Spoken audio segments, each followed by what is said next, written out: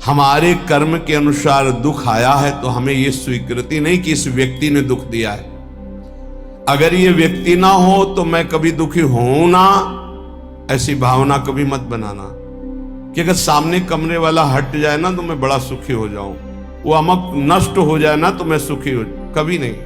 तुम्हें कोई दुख नहीं दे रहा, पक्का समझ लीजिए। तुमने जो बीज बोया है कर्म का, वो ही तुम्हें दुख दे रहा है, पक्का समझ लीजिए। यहां कोई दुख देने वाला नहीं है। ना दुखम, एक तो ये। दूसरा, हमारे कर्म के कई रूप होते हैं। एक होता है व्यक्ति के ऊपर बैठकर कर्म दंड दिलाता है, और एक होता है घटना बनता है, और एक होता है रोग बनता है। शरीर में विविध प्रकार की आदि व्याधियां, तो हमको विचलित नहीं होना है। यदि आप भक्त हैं, उपासक हैं, आध्यात्मिक मार्ग के पथिक हैं, तो धैर्य रखिए। नाम जप से बहुत बड़ा बल मिलता है। सत्संग से हमारे अंदर विवेक जागृत होता है, सहने की सामर्थ्य आती है। बड़े से बड़े दुख को आनंद पूर्वक उपासक सह सकता है, विषयी भोगी पुरुष नहीं, संसारिक पुरुष नहीं। इसलिए ना दुखम, कोई भी दुख आपको विचलित ना कर पावे। ये तभी हो सकता है जब आपने मृत्यु का वर्ण कर लिया है। अब तो एक ना एक दिन शरीर छूटेगा ही। भजन नहीं छोड़ेंगे, सतमार्ग नहीं छोड़ेंगे। मृत्यु से बड़ा कोई दुख नहीं है, उसे हम पहले स्वीकार कर चुके हैं, तब इस मार्ग में चला जाता है।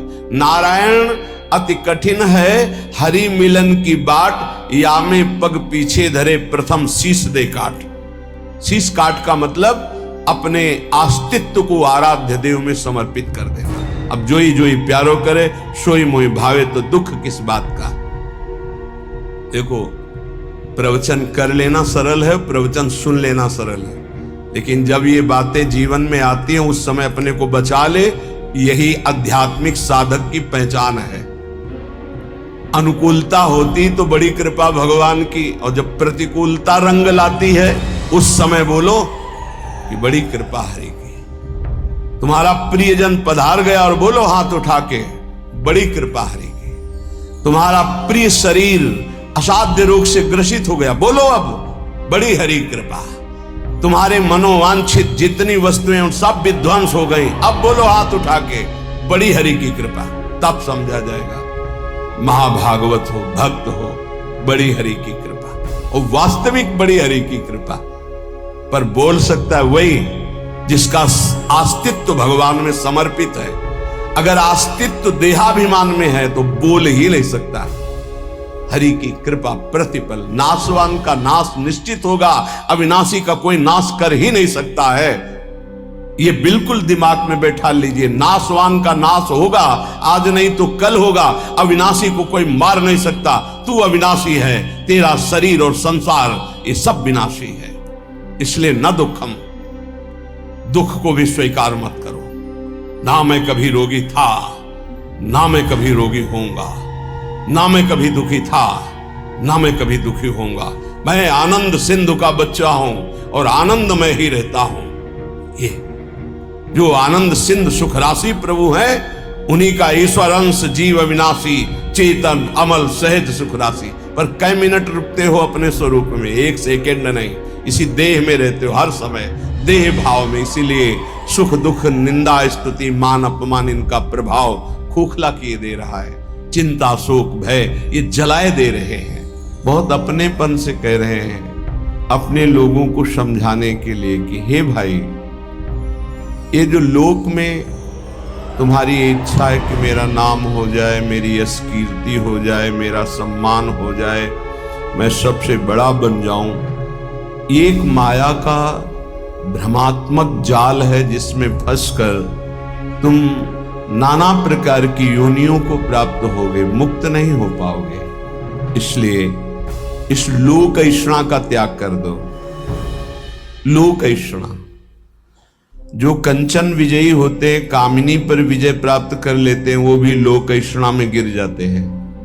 ये बड़ी भारी खाई है माया की, जिसे मान सम्मान कहते हैं, जिसे यश कीर्ति कहते हैं।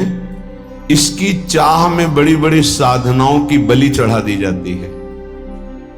बड़ी बड़ी तपस्याओं को न्यौछावर कर दिया जाता है केवल अपने नाम के लिए, अपनी प्रशंसा के लिए, अपनी बड़ाई के लिए।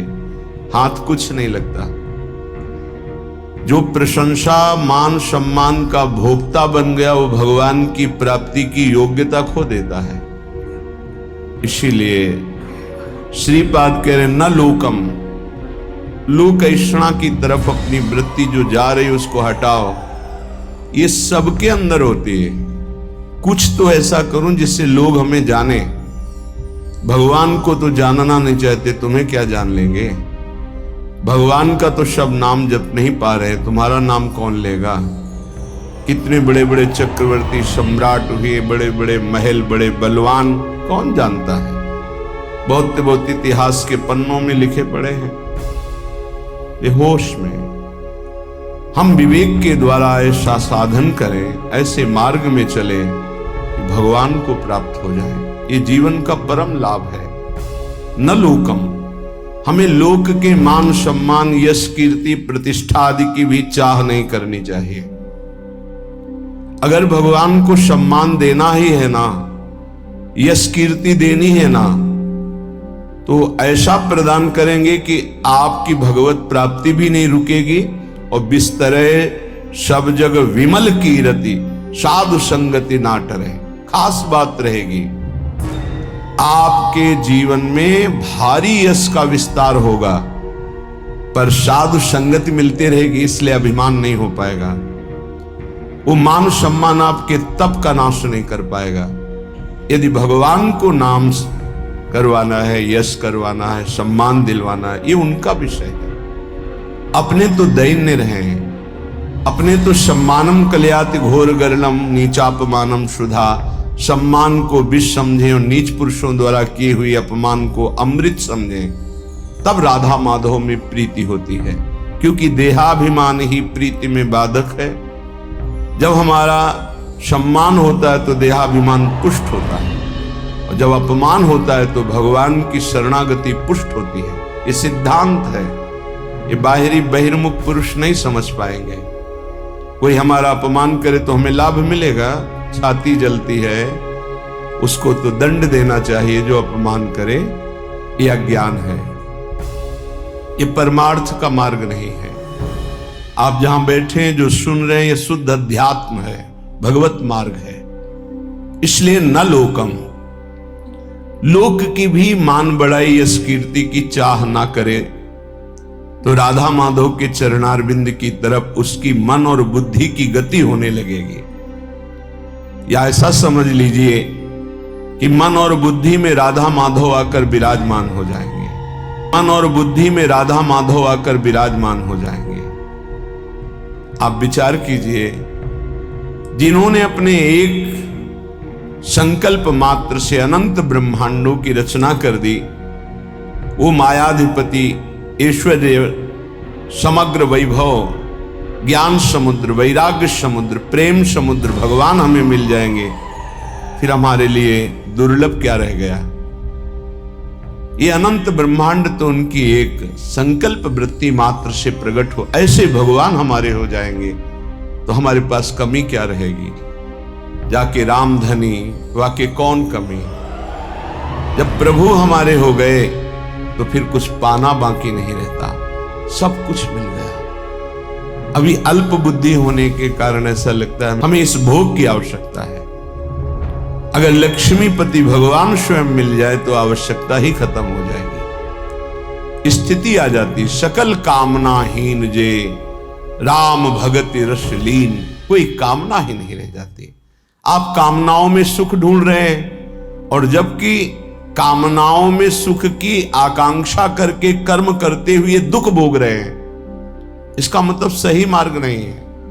निष्कामता में जो परम सुख है वो केवल अध्यात्म मार्ग का पथिक ही समझ पाता है। संसार मार्ग का पथिक तो सकामता में ही भटकता रहता है। आगे कह रहे, न धर्मम, जो धर्म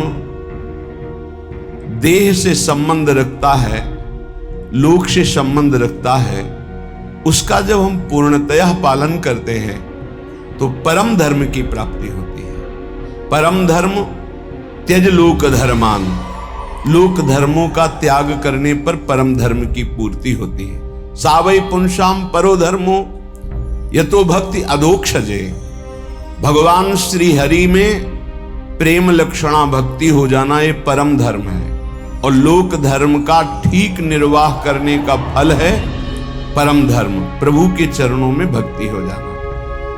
नहीं तो आपसे सच्ची कहते हैं, ये देहाभिमान बड़े बड़ों में झलकता रहता है। मैं अमुक, मैं अमुक, मैं अमुक, मैं अमुक, दूसरे की निंदा, अपने मुख से प्रशंसा, जो अध्यात्म के बिल्कुल विरुद्ध है, वो बना रहता है। बड़ा ज्ञान है शास्त्रों का, पर जब वाणी खुलेगी तो किसी न किसी की निंदा होते पाया गया है। वो तो अमुक जाति के थे, वो अमुक अमुक ऐसे ऐसे। अरे जो सत्य वस्तु है उसको क्यों नहीं जाना जा रहा? एक ही सच्चिदानंद भगवान अपने स्वरूप का विस्तार किए हुए हैं, वही है, दूसरा कोई नहीं है। मत्ता परतरम नान्यत किंचित् अस्ति धनंजय, गीता जी कह रहे हैं, भगवान श्री कृष्णचंद्र जी के वचन हैं, मेरे सिवा हे अर्जुन किंचन मात्र कोई वस्तु नहीं। फिर किसकी निंदा की जा रही है? लोक धर्म की महत्ता है परम धर्म की प्राप्ति में। यदि लोक धर्म का पालन कर रहे, परम धर्म की प्राप्ति नहीं हुई, तो सो सब धर्म करम जरि जाऊ, जहां न राम पद पंकज भाऊ। वो सब धर्म कर्म में आग लग जाए जिससे भगवान के चरणों में प्रीति ना उत्पन्न हो पाए। क्या उस धर्म कर्म का जो प्रेम न प्रकाशित कर दिया? जिससे प्रेम प्रकाशित हो वही धर्म है। इसलिए कह रहे कि इस लोक धर्म में ज्यादा अर्झो मत। क्या लोक धर्म है? मैं अमुक जाति का हूं, मैं किसी का पति हूं, किसी का पुत्र हूं, किसी का पिता हूं, किसी का अमुक अमुक अमुक।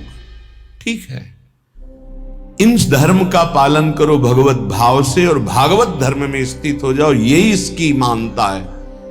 अगर केवल इतना ही करते रहे और प्रभु के चरणों में प्रीति नहीं, तो विश्वास कीजिए आपके हाथ में जो सत्य वस्तु प्राप्त करने के लिए मानव देह लगी थी, कुछ नहीं लगेगा। ये बहुत बार पति पुत्र परिवार, ये सब खेल लाखों करोड़ों बार हो चुके हैं। हाथ आज क्या लगा है आपके? फिर वही नई सृष्टि, नया पढ़ाई, नई नौकरी, नई बैंक बैलेंस, फिर मरो, फिर नया वही। कब तक चलता रहेगा? इसलिए न धर्मम, हम ऐसे धर्म को बराबर जीवन में पालन करें जिससे परम धर्म प्रकट हो। वो धर्म किस काम का जो परम धर्म से वंचित कर दे। इसलिए पति में भगवत भावना, पत्नी में भगवत भावना, पुत्र में भगवत भावना, माता पिता में भगवत भावना, अब ये आपको भागवत धर्म में स्थित कर देगा। मोह से तो सब कोई अपने परिवार में आसक्त है, भगवत भाव से तब बात बनती है। श्रीपाद कह रहे, न गे हम, घर में विशेष आसक्ति मत करो। घर में श्री ठाकुर जी विराजमान कर लो, घर को ठाकुर जी का महल समझो, आप अपने को सेवक समझो, परिवार वालों को ठाकुर जी के जन समझो। नाथ सकल संपदा तुम्हारी, मैं सेवक समेत सुत नारी। तुम्हारा घर ही तीर्थ हो गया, तुम्हारा घर ही भगवान का मंदिर बन गया। जो रसोई में बने सबसे पहले ठाकुर जी को अर्पित करो। देखो तुम्हारा जीवन कितना उन्नति में, कितना शांत, कितना सुखद जीवन हो जाएगा। पापाचरण ही अशांति दुख क्लेश देते हैं, धर्माचरण ही सुख शांति देता है। कभी कभी भ्रम हो जाता है, धर्माचरण करने वाले में बड़ी दुख विपत्ति देखी जाती है और पापाचरण करने वाले में बड़ी उन्नति देखी जाती है। तो इसका आंतरिक रहस्य है कि अभी ये धर्माचरण कर रहा है, पीछे उसने जो पापाचरण किए हैं उनका फल लागू हो चुका है उसके ऊपर, इसलिए धर्माचरण करते हुए वो दुख भोग रहा है। और जहां दुख पापाचरण द्वारा प्रदत्त खत्म हुआ और इसके धर्म का प्रभाव आएगा, ये चमक उठेगा, इसका जीवन आनंदमय हो जाएगा। और जो पापाचरण करके उन्नति को दिखाई दे रहा है, उसका पुण्य फल लागू हो चुका है। जहां पुण्य नष्ट हुआ और वर्तमान का पाप और भूत का पाप दोनों जुड़ेंगे तो ये नष्ट हो जाएगा। इस रहस्य को समझें। इसको ऐसा ना माने कि पाप आत्माजन बड़ी उन्नति को प्राप्त होते हैं, पुण्य आत्माजन दुख को भोगते हैं, ऐसा सिद्धांत नहीं है। उसके रहस्य को ना जानने के कारण अज्ञानी जन ऐसा कहते हैं। श्रीपाद कह रहे श्रीपाद कह रहे गृह में भी आसक्ति मत हो। क्यों? घर में आसक्ति अगर कर लोगे, ऐसी आसक्ति सुनी जाती, अरे हमने इतनी मेहनत करके घर बनाया, अब तो एक एक दीवार की ईंट में हमारी आसक्ति है, तो छिपकली बनकर उसी में आओगे, उसी घर में रेंगोगे। अरे भाई, जब ये घर अपना नहीं है, पांच भौतिक, ये छूट जाता है, इसको आग लगा दी जाती है, तो और कौन सा घर अपने साथ चलेगा। इसलिए जैसे हम रह रहे हैं, घर ठाकुर जी का है, सेवक हैं, अपना समय व्यतीत कर रहे हैं, भगवत प्राप्ति के लिए मानव देह मिला है तो धर्म पूर्वक आचरण करते हैं, नाम जप करते हैं, धर्म पूर्वक धन कमाते हैं, परिवार रूपी भगवान की सेवा करते हैं, घर में भगवान विराजमान, मकान भगवान का। जैसे भक्तजन अपने मकान का नाम है प्रिया कुंज, श्यामा कुंज। ये प्रियाजू का कुंज है, ये श्यामाजू का है, हम तो सेवक हैं। तो घर की अहम वृत्ति, मम वृत्ति का नाश हो गया। एक एक बात को समझ जाओगे तो भगवत प्राप्ति बहुत सरल हो जाएगी। न लोकम, न धर्मम, न गेहम और न देहम। ये शरीर जिसको हम इतना प्यार करते हैं कि मैं मानते हैं, ये केवल क्लेश ही क्लेश दे रहा है। यदि भजन ना हुआ तो इसका कोई महत्व नहीं। कहां गई हमारी वो बाल्यावस्था, कहां गई हमारी यौवन अवस्था। नाना प्रकार से इसको दुलार किया, इसको प्यार किया, इसको मैं माना, और ये दुख ही दुख दे रहा है, प्रतिक्षण क्षीण हो रहा है। ये नष्ट हो जाएगा। आज दिखाई दे रहा है चलता फिरता बोलता, कल इसका अस्तित्व ही नहीं रहेगा, मिट्टी में मिल जाएगा। इसलिए इस देह का अभिमान मत करो। ये देह तुम्हारा अविनाशी नहीं है, कुछ समय का है। बहुत होश में, बहुत होश में।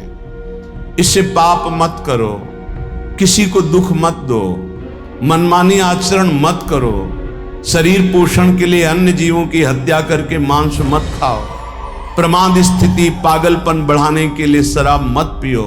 ये वो बुद्धि भ्रष्ट कर देती है जो नरक ले जाती है। पराई माता बहनों की तरफ गंदी दृष्टि, पापात्मा का भाव मत करो। ये मनुष्य देह केवल पवित्र आचरण करके, धर्माचरण करके भगवत प्राप्ति के लिए मिला है सबको। इसमें ऐसा नहीं कि अमुक प्राप्ति नहीं कर सकता, नहीं। कोई भी हो, पुरुष हो, स्त्री हो, बालक हो, बूढ़ा हो, कोई भी वर्ण का हो, कहीं का भी हो, कैसा भी हो, सबको चांस है भगवत प्राप्ति का। मानव देह मात्र को अधिकार है भगवत प्राप्ति करने का, क्योंकि अन्य योनियों में विवेक नहीं होता, इसलिए वो उपदेश धारण नहीं कर सकते, वो भजन साधन नहीं कर सकते। हाँ, भगवत कृपा से यदि संयोग बन जाए तो अन्य योनियों में भी कल्याण हो जाता है। जैसे कोई बहुत बड़े भागवत के घर का कुत्ता ही सही, वो दरवाजे पे बैठा, खूब नाम कीर्तन हो रहा है, ठाकुर जी का भोग लगा, आरती हुई, उसको भी प्रसाद मिल रहा है, वो नाम कीर्तन, उसका कल्याण हो जाएगा। भगत के घर के पशु पक्षियों का भी कल्याण हो जाता है। ऐसा कहीं बिरला ही संयोग बैठता है, नहीं तो मानव देह में ही भगवत प्राप्ति होती है। तो कह रहे हैं ये देह भगवत प्राप्ति के लिए इसका अभिमान करके गलत आचरणों में समय बर्बाद मत करो। जब आपके अंदर करने की शक्ति तो अच्छा करो, बोलने की शक्ति तो अच्छा बोलो, देखने की शक्ति तो अच्छा देखो। बुरा क्यों करते हो?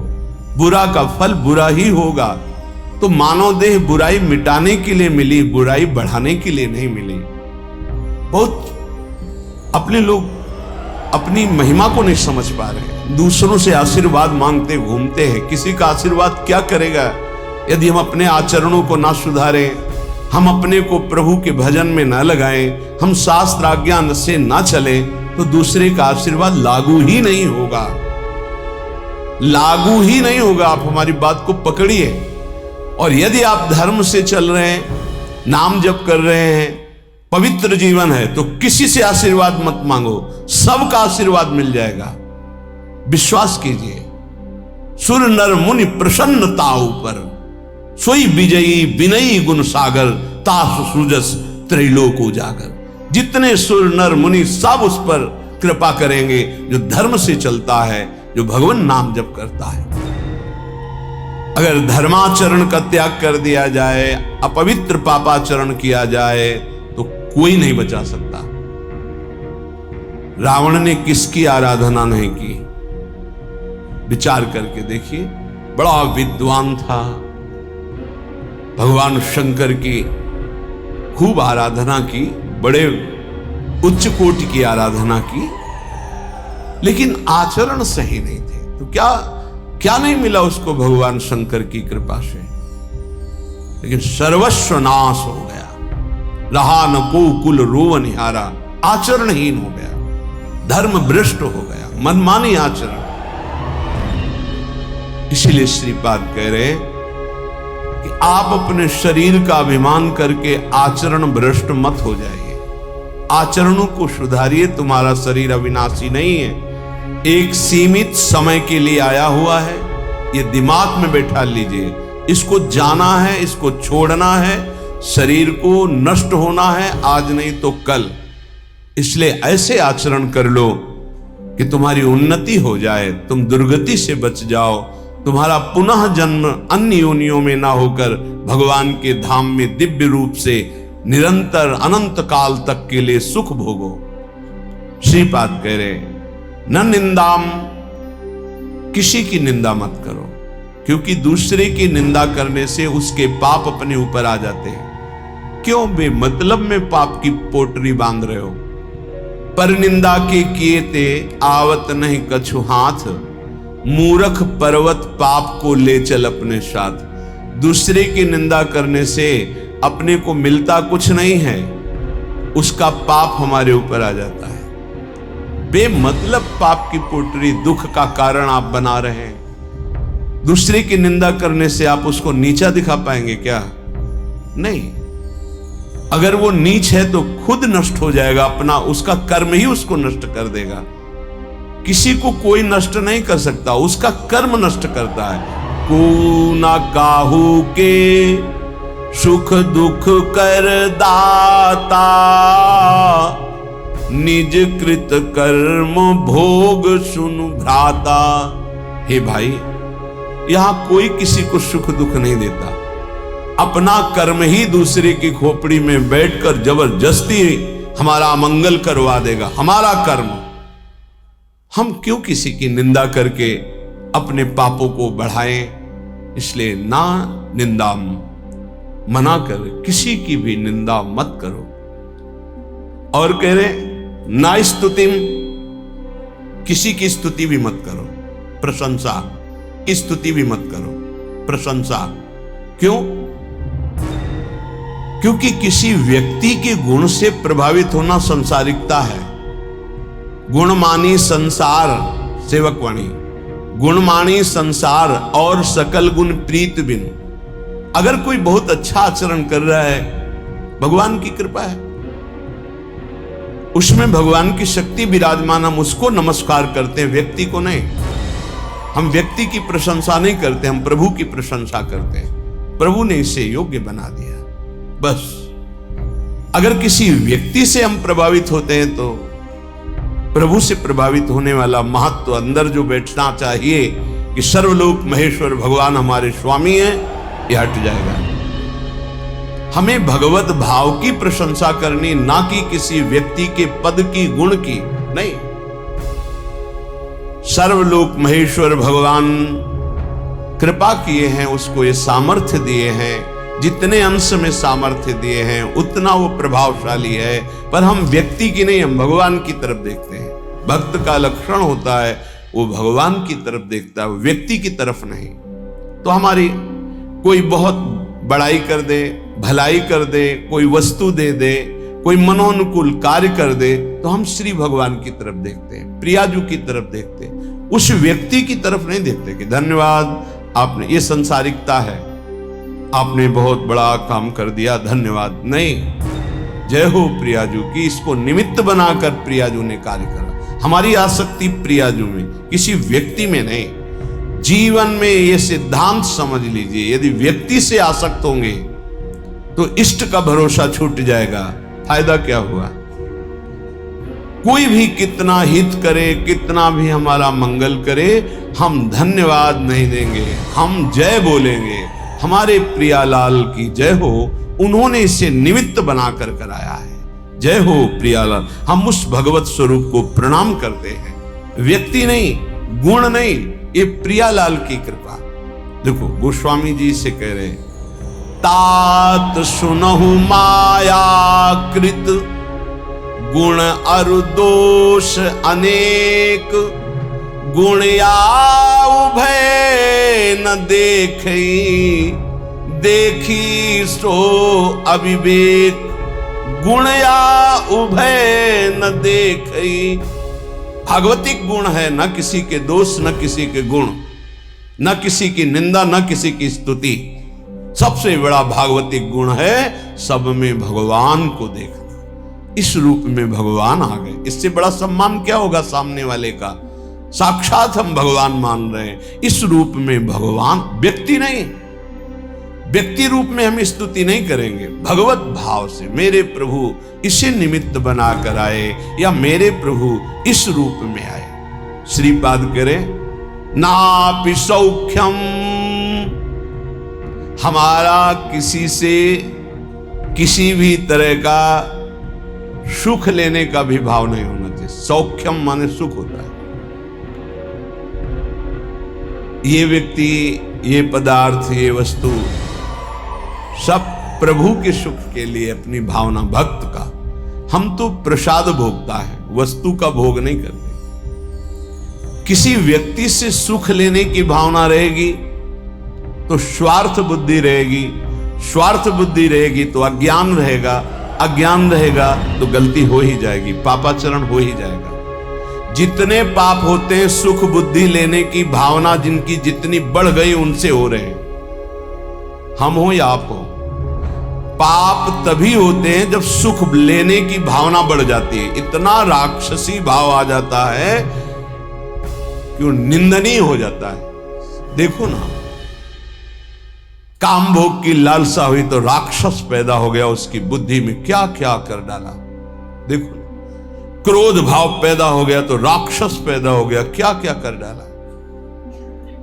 देख लो ये विकार कैसे हैं। किसी से भी सुख लेने की आकांक्षा में ही ये दोष पैदा होते हैं। उपासक वही है जो सुख देवे को चाहो। हमारे हृदय में दूसरों को सुख देना भगवत भाव से। संसारी और उपासना के मार्ग में चलने वाले पथिक में बड़ा अंतर है। संसारी हर व्यक्ति से मिलेगा तो सुख लेने की भावना से मिलेगा, परमार्थिक पथिक से जो मिलेगा वो सुख देने की भावना रखेगा। सुख देवे को चावचित, सब सोहित निष्काम, या स्वधर्म हरिवंश को नाम गिरा विश्राम। इसीलिए महात्मा कहा जाता है, महान आत्मा। क्यों? क्योंकि दूसरों को सुख देने की भावना है। सुख लेने की भावना दुरात्मा बना देती है।